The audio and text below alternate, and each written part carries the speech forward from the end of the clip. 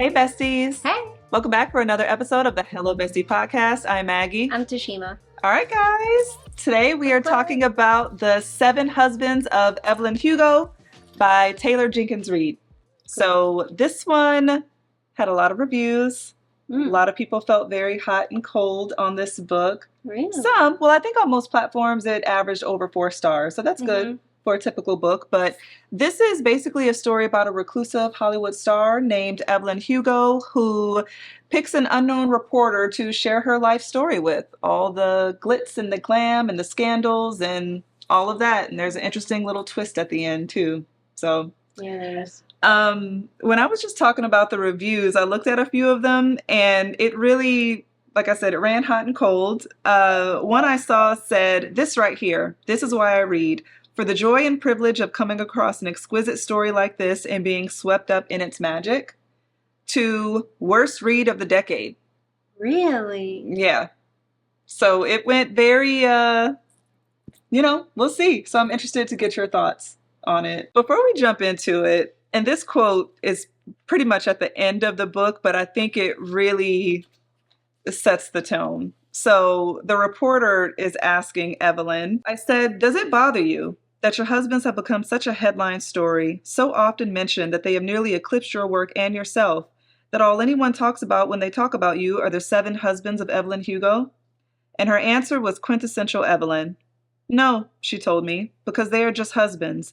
I am Evelyn Hugo. And anyway, I think once people know the truth, they will be much more interested in my wife." Yeah, that was good. Yeah. So, was this book at all what you expected? I think it was better than I expected. Just off of, I know they say don't judge a book by its cover, but based off the cover, I was just like, ugh, this is going to be so boring. Oh, what about the cover? I think the cover's gorgeous. I think it's gorgeous. It just, I don't know, just something about it made me feel like this was going to be just very boring. Like, I don't Shallow? know. No, I just thought it was going to be like some old-timey memoir-ish type, some Hollywood star, and this is like the glitz and glam. That's what they made it sound like. Yeah. So it wasn't as superficial as I thought. I guess it was superficial. Yeah, this went much deeper than I thought it was going to be, for sure. I was not expecting it to be like that. What it was. It was a good read. I enjoyed it. I enjoyed it thoroughly. I cried so many times reading this book. Did you like Evelyn? She's the kind of character I think you can love to hate. One thing I really appreciated about her was how frank she was. Like, there was a part where they were doing the interview and she said something about, like, I want you to tell my story, like, basically the good, the bad, and the ugly, or something like that. And Monique was like, oh, so she took what she said and rephrased it in a way that she was gonna, like, lay out her dirty secrets. And Evelyn immediately was like, no. Right. Nobody said anything about laying out their, like, airing their dirty laundry. What I said is, like, she said what she said, and she meant what she said, and there was no reading between the lines with her. Like, if she said it, she meant it exactly in that way, and that about her I really appreciated. She shut it down. I don't need your interpretation here. Correct. Yeah.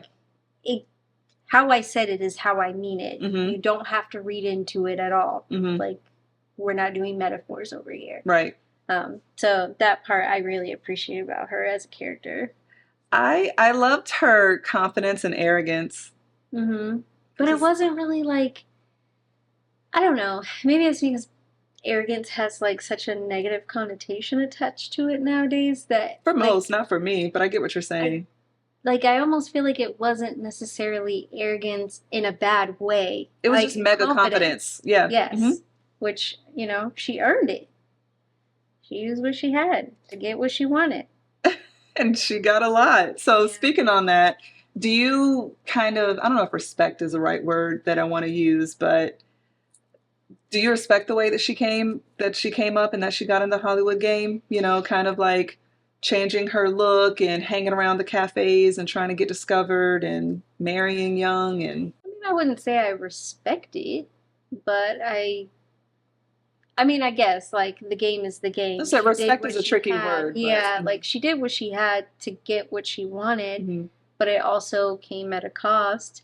But one thing I really appreciate about her is her saying, there's a lot of things that I did, but I don't regret them. Like, I may have hurt a lot of people, but to get where I am, or you know what I mean? Like, she wouldn't change a thing. Like, she didn't actually feel bad about any of the things that she did.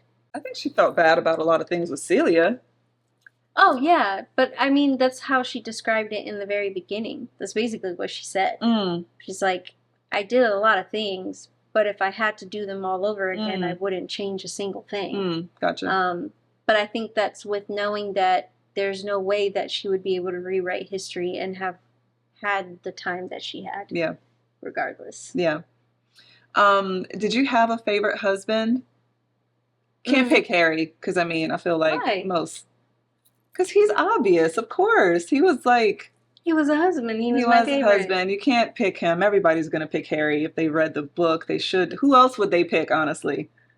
Harry's my favorite. Well, aside from Harry, did you think she had a... Marriage. Huh? Her lavender marriage was her best marriage. It was. What about the worst? The second husband? Don Adler. Yeah. Yeah. I think he was the worst. Even coming back and apologizing later, I was so disgusted with him. Like, I think he truly was the worst. But he was also, I think, the only one who was, like, physically abusive, too. I believe so. So I think her marriage to him was the most impactful on her life, though. So in that way, it's like, he was the worst for sure. I hate that she went through that, but she learned so much through that marriage. And that marriage, I think, helped her discover herself. But he also blacklisted her. Like, she kind of had to start all over and go into hiding. It was just a lot with him.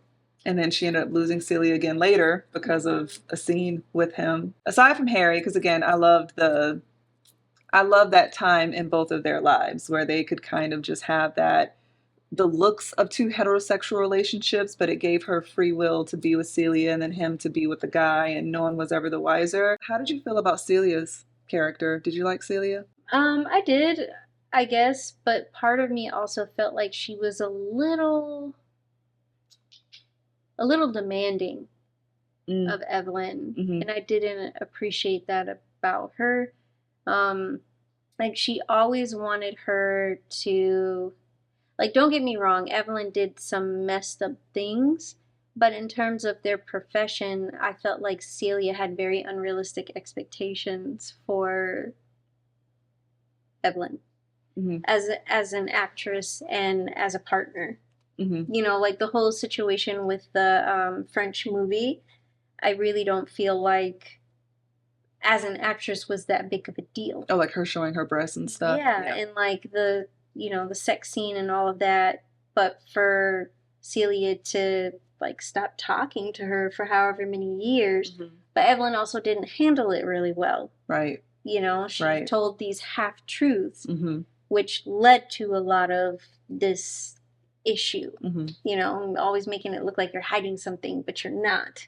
And then you wonder why people will act like think you're hiding something. I liked Celia in the very beginning. And then in the middle, I stopped liking her, and then I started liking her again at the end. So she was she was complex in a very simple way, if that makes sense. Yeah. I understood being a partner, you want to scream it from the rooftops, but Evelyn made it very clear to her, and she also knew you're being very naive. I am only doing all of this to protect you and to protect me. So if they got to think that I'm a whore, if they have to think that I have horrible taste in men, I will marry a million guys if it means that it keeps the eyes off of us so that we don't go to jail, so that we don't. And Celia was very much like, have you learned nothing? Correct. Celia was very much like, you're ashamed of us, and hearing Evelyn really break it down. And Evelyn's like, no, you don't understand what I did to get here. Nobody came to my little town and sought me out and put me in a movie. And I also have like 10 years on you. Mm-hmm. So no. No, 2 years. I think she was only 2 years older than her. 2? Yeah. I remember in the beginning because I thought they had a larger age difference. Because she was talking about like her difference in appearance and all of that, and then Celia still looked like young, and she said that in the beginning, but when they first, because it's something that I bookmarked because I just thought it was so telling when they all got cast in the Little Women or whatever, and Celia was playing Beth, and she's like, oh, that little teenage whatever is going to act me under the table, because Celia was 19 at the time, and Harry told her, you're 21. Said that, so I'm like, she was only a couple years older than her, but they did make it seem like she was a lot older. It was a huge. I missed that. But yeah, I had bookmarked that because she said, you know, Celia, what's her last name? Celia St. James. Celia St. James is going to ruin everything, and she did ruin everything, but in the best way possible. Because if she didn't meet Celia, she wouldn't have, like, that was the true love of her life. She would have stayed in the marriages. You know, it's just her whole, I just think the whole course of her life would have been different. But then, like you said, Evelyn didn't handle it properly when she told Celia, I can marry a man and have children and be happy, and you can't do that. Basically, like, not like I'm better than you, but I'm different than you. And I think Celia really felt like, but like, you're with me though, so don't act like that's how she meant it. It wasn't how she meant it, but I could see how Celia took it that way. I don't agree, but Celia said some really horrible shit to her too when she was upset. Like, you're nothing but boobs, and she did. She was very vicious in that way, and that's when I didn't like her. Right. You're being very childish right now because... And unrealistic. She just had these expectations that she just wanted Evelyn and everybody to just throw everything away. And it's like, but how do you think you're going to maintain all this? Being devil's advocate, I could understand Celia's frustration because if you're with someone and they're telling you, I love you, you're the most important thing in my life, and this and that, but then they're really hesitant about being seen with you, they're sleeping with guys to do all this stuff, I could understand how Celia's like, but for real though, how can you say that when you don't want to tell anybody? You think we're just supposed to live the rest of our lives doing all of this just to be together? It's not wrong for us to love each other. So I can understand that. And then I can understand Evelyn's side of it, where it's like, I don't fucking enjoy being with these dudes. I don't like all of this. And I'm only doing it because they think that we're together. And it's not just about, I've worked so hard and I could lose everything. We could go to jail. Yeah. We could be committed. We could be killed. Like, there are more things than materialistic losses that we're going to have if people knew. So for that, I appreciated being able to see both sides. And that's very difficult for Evelyn too, because it's like, you do love her and you're literally doing this for her, but then she's telling you, no, you don't love me enough. Really, and it's not about it the right way. Yeah. Like, instead of sitting down and having a conversation and coming up with a plan, Evelyn would just go and do something and say, yeah, but I did this for us. And then Celia's like, what are you talking about? Like, yeah, like you said, half truth. I didn't ask you to do this. And she's like, but it doesn't matter if you asked me to. I did it because it was necessary. And then that's where that kind of confusion was coming in, where Celia's like, you didn't do this for me. You did this for you. And that's how it was coming off, because you're asking for forgiveness instead of permission. It was just weird because Evelyn would tell her, like you said, half truths, tell her some stuff, but then not. Like, hey, I'm gonna get this guy to marry me, basically, to get us off our back. Yeah. And then, okay, cool, we never spoke about it. And then Evelyn turns up pregnant. And Celia's like, you never said you were going to sleep with him. And Evelyn's, I thought it was implied. No, it wasn't implied. You just said that you were going to, so. I feel like that's that unrealistic expectation. But, like, how did you think I was going to marry somebody and not do that? Right. What? So it's like she didn't explicitly lay out her plan, but again, it was implied. I mean, did you enjoy the love story between Evelyn and Celia? I did. I feel like of all the books we've probably read, it felt a lot more real and raw. You know, because everything isn't always cookie cutter. That sometimes you can have was like two ships passing in the night, and it just doesn't quite align at the same time. And I love that they had the time at the end that they had. I agree. I thought it was heartbreaking. Like when I mentioned that I cried several times throughout this book, I think that it really put a good scope on same-sex relationships, homosexual relationships, and just it's so much harder than it needs to be because of other people. And that's heartbreaking. It's so sad that these two women who found each other, wanted to be together, couldn't because of what it would look like to everyone else. Right. And when you get right down to it, it shouldn't matter. No, you're offended because these people have chosen a life, or not even chose, like they're living a life that you don't condone, but that's based off of your perspective and your personal beliefs, which have absolutely nothing to do with this other person. You know, like just because you are, let's just say, hypothetically, you say, oh, well, you know, same-sex relationships are, they're sinful because the Bible says so. But if I don't believe in the Bible, or if my religion isn't the same as yours, then what? Like, what if my religion doesn't condone heterosexual relationships?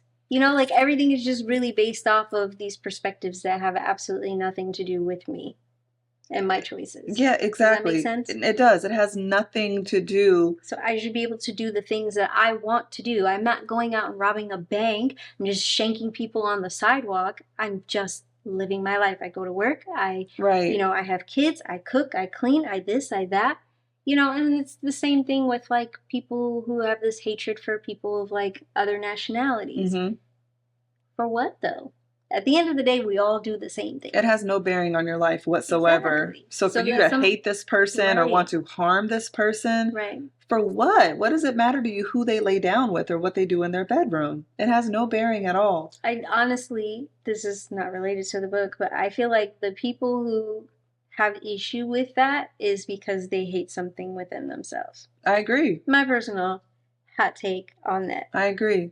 It just, I don't, it broke my heart so many times, just the hoops that they had to go through.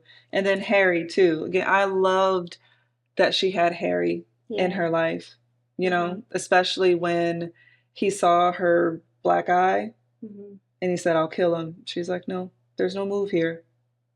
I got to stay with him. And if she wouldn't have met Celia, that would have been her life. You know? Yeah, I don't think she would have been able to. He would have killed her. Staying with this guy and putting on airs and pretending that they're happy and drinking, probably got into like drugs, and she just would have like probably died very early because she was so miserable. And this is also, you know, too, when her and Celia brushed hands or she grabbed her hand at the concert, and some random person took a picture of them and gave it to a tabloid, and that blew up this whole thing to where people were starting to say, oh, Celia is a lesbian and she's spending a lot of time with Evelyn Hugo. I love the little articles in between there. I thought that was a nice touch and really put a little something on it. But it's just, that's the cost of fame, and I wouldn't want that. Same. You know, it's the money and the, you know, glamour and all of that is amazing, but is it worth it? Yeah. You know? You always got to pay the piper. I don't know. Just how crazy that blew up so fast. And then for Evelyn, I love that she got back together with Celia at the end, but I think it was cool that they both ended up in lavender marriages and the four of them were able to enjoy each other. Right. And when, I don't remember Celia's husband's name, the NFL player. I want to say John, but I could. Oh, it might have been John. I think it was John. You know, when he passed away and how heartbroken Harry was, you know, that whole thing just like, it's like you felt his pain and agony every single day. I know. And just something as complex as like, I want to have a baby, and she's like, what? Yeah. Yeah, but like, I don't want to have a baby. And she's like, yeah, but, you know, Harry and I do. So, and look how wonderful that turned out. Yes. I think it was really beautiful. How did you feel when you found out about who was in the car with Harry? Oh, man. That was I saw that coming because it got to be a point to where, why did she pick this girl? You know, what was the benefit of that? So before she said it, I knew who it was. But when I first had the realization, it was, yeah. oh man, you've been sitting across from this woman. And again, I could understand why Evelyn did what she did. Right. That's a human life. That's something that she did that was dead ass wrong. Yeah. But I can understand in the moment, you just want to protect the person that you love. Right. Yes, that's another human over there. That's another guy, and that's someone's family member. Dead. But this is my best friend. This is my husband. This, you know, like they had already gotten divorced. But anyway, you know what I mean? But for Monique, she reacted the way that I appreciated how real and raw it was. I was really glad that it didn't turn into this foo-foo, I forgive you, and like all this stuff. Like, I'm glad that she, like, when she kind of felt she knew what all this was about and what she was going to do, I'm so glad she didn't go back. Yes. Because for a second, I thought she was going to, and I'm like, here we go. This fairy tale BS. Right. But a part of me wanted her to have that. And not in a revengeful way, but just in a like, you know what? We're good.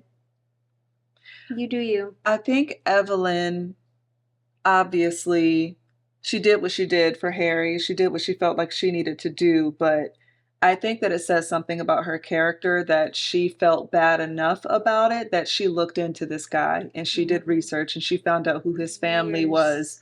And she had been keeping up with Monique and gave her something that how did you feel about the letter that he wrote to Harry? Because, you know, I know we both have strong feelings on down low and all that, but how did you feel? I mean, yeah, like we do have strong feelings. Right. I guess I wasn't really looking at it from really like the down low perspective.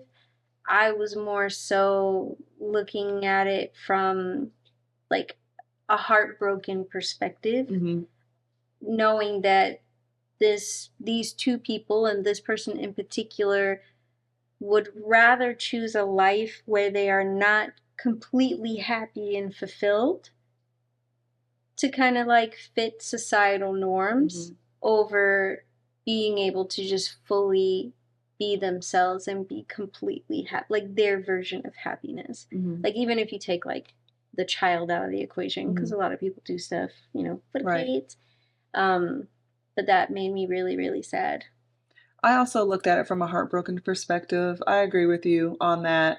For me, it was also the extra part of, I think initially I felt really bad for Monique's mom, you know, because Monique was under the impression that they were in love and had this passionate marriage and they got along so well. And how could he do this to her? But also it's so sad that he couldn't be. So I don't think that he would have been 100% happy either way. And that's what's heartbreaking.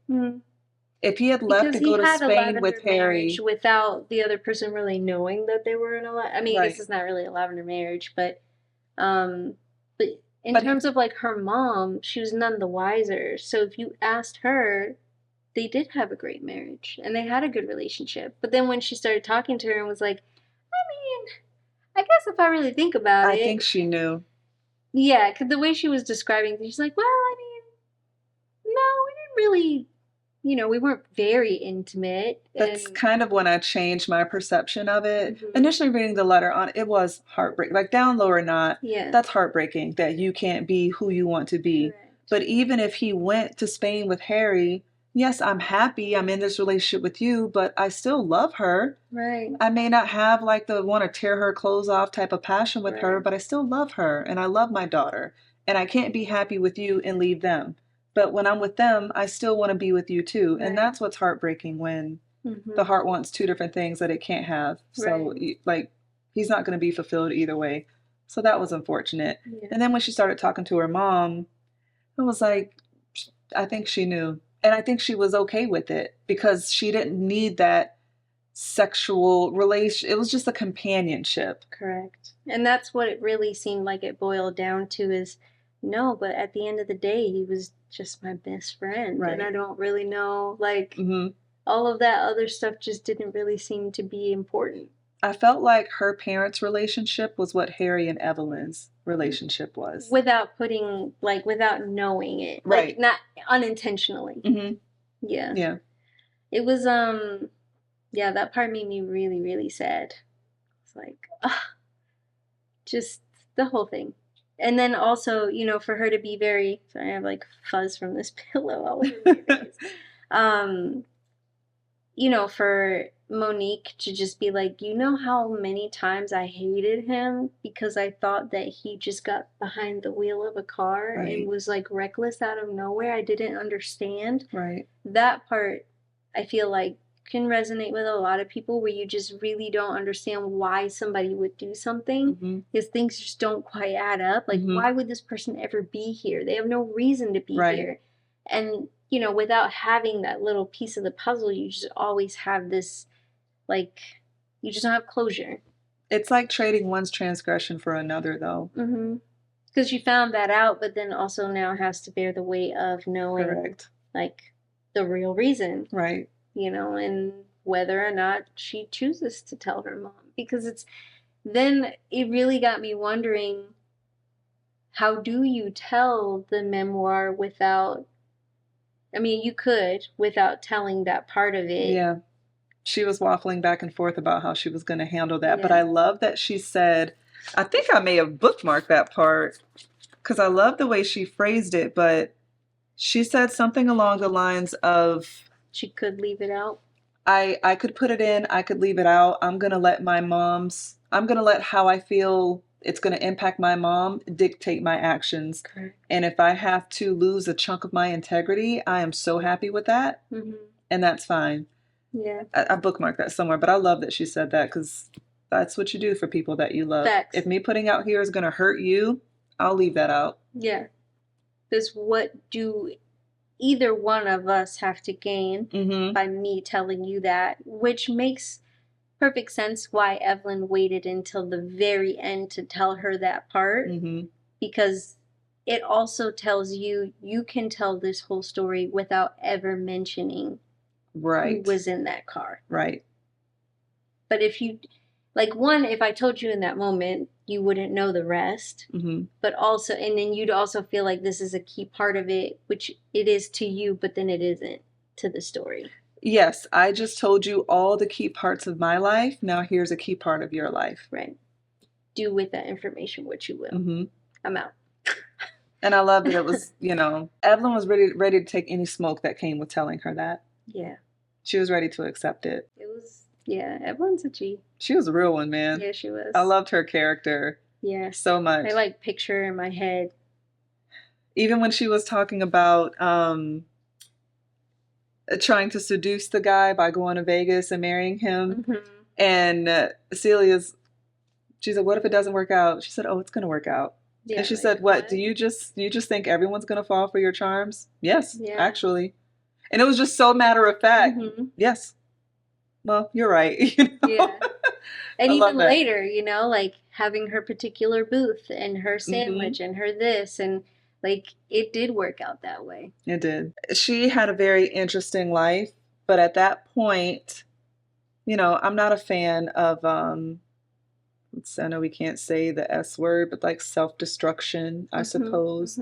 In her situation where everyone that she's ever loved is gone, including her daughter. Yeah, that part, I was just like, oh my God. And this lady has been through it. That is the hardest part about living for so long, as outliving everyone that you love. Yeah. Because that in itself, it's almost easier to be one of the ones that's gone. Yeah. It probably is easier, you know? And she's like, there is nothing that I could tell you right now that could hurt anyone because literally everybody is gone. Yeah. Everyone. Yeah. Like, I have no legacy. I have nothing. Right. So, take the dresses. I don't care. Doesn't matter. And tell the truth about me. I can finally say it now. Mm-hmm. What does anyone have to say about me that I haven't already heard before, that I haven't? I do love that they collectively all donated heavily to, The LGBTQ community and like the marches and protests. They and things did like what that. they could short of Right. physically showing up and causing a spectacle. And again, what a shame. Even celebrities now, Marlon Wayans did a whole photo shoot, LGBTQ plus supporting his child, and everyone made a big deal about that. That doesn't make you gay because you're supporting your child. And even if it did, so what? Yeah, it doesn't matter. So it's People just a just trying to shame that live. people can't support something or, be an ally or show, I don't know. People are weird, and it's unfortunate. Very weird. So yeah, if you had to rate this book on a scale of 1 to 5, what would you rank it? I give it a 4.5. I think it was a really good book. Same. I give it a 4.5. I was pleasantly intrigued. That's fair. I didn't think I was going to like it, especially because it does start off a little slow. Mm-hmm. And, I'm more like into like fantasy type, so I was just like, oh, this is going to be so boring. Mm-hmm. But it was actually really interesting. I agree. So I liked it. What about you? Same, 4.5. I loved it. I don't know if I could put my finger on it. I wouldn't quite give it a 5. Right. I just feel like I don't know why. I can't point out why, but there are certain books that I'm like, oh, 5 all the way. Mm-hmm. I feel very strongly about this book. I got a very emotional reading this book. It made me think a lot, and I think it gave insight to a lot of important issues without being too on the nose about it. But yeah, definitely stronger than a 4, but not quite a 5. It was written really well. Like, it was tasteful, the whole thing. Like, it doesn't make it seem like people are just going off and doing orgies and like all this unrealistic things that people talk about. Like, it just was written with just really good taste, and I feel like it did a really good job. The author did a really good job. Yeah. So Evelyn Hugo is loosely based off 3 different people. So Elizabeth Taylor was married, I think, 8 times to 7 different men. And then I think there's a little bit of, Marilyn Monroe in there. And Rita Hayworth was a very popular actress who kind of had to change her look a little bit. And then Ava Gardner. So I love that she pulled from actual classic. And like created this one person from all those inspirations. Yeah. The way that Evelyn spoke so matter of fact reminded me of the way that Eartha Kitt carried herself. I agree. Yep. Like, just everything seemed very matter of fact. Just very black and white. And I don't care if you like it or not. This isn't about your feelings. Yeah. Right. So, like, in that regard, not as she was younger, but when she's speaking to Monique and the way that she was speaking to her, the whole time I'm like, oh my God, I wonder if this is about Eartha Kitt. Because I waited until I was done. But obviously Eartha Kitt wasn't married like however many times.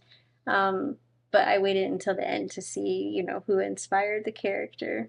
I think she pulled from a lot of different sources to create this like one bomb-ass woman. She did a good job. She did. Netflix has picked this up. Apparently, they've said, I don't know, they're talking about casting and things like that. Sofia Vergara's name was thrown out there, which would be very interesting. So that would be interesting. I don't know. We'll see. Yeah. Yeah. We'll have to do an update on that. Yeah. I would too. And you know how we can be iffy about, just leave it alone. I would love to see the adaptation of this. It's got to be well done, though. It just stick to the book. Don't ruin her. Right. Stick to the book, and we won't have any problems. Right. Like, don't make it a Hollywood thing, please. Just don't. All right, besties. So the next book that we're going to read is Kill for Me, Kill for You by Steve Cavanagh. So, yep. Get to reading, and we will see you next Tuesday. Bye. Bye, besties.